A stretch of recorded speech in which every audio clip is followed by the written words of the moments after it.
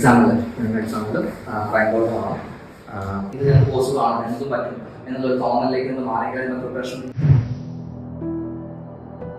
Attend ചെയ്യുകയാണെന്നുണ്ടെങ്കിൽ ഒരു 33-35 correct ചെയ്താണ്. എന്നാലും ബാക്കി തെറ്റി കഴിഞ്ഞാൽ അത് എന്ത് ചെയ്തു പോകും, ക്ലിയർ ചെയ്ത് പോകും.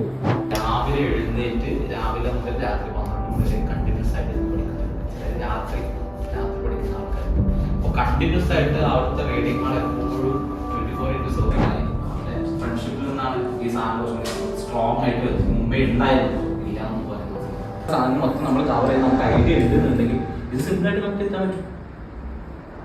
അത് അതിന്റെ പിന്നീട് അപ്പോൾ ഈ അൺപ്രഡിക്റ്റബിൾ ഈ 24 തെറ്റിക്കാനുള്ള സ്കോപ്പ് ഉണ്ടെന്ന് ചിന്തിക്കും. അല്ല ഞാൻ 91 ശരിയാക്കണം എന്നുള്ള ചിന്താഗതിയാണ് പ്രൊഫസർ ഇത് നമ്മളെ മൈൻഡിലേക്ക് ബൗൺസ് ബാക്ക് ചെയ്യുമ്പോഴാണ് നമ്മൾ ഇതിനെ ചിന്തിക്കുന്നത്.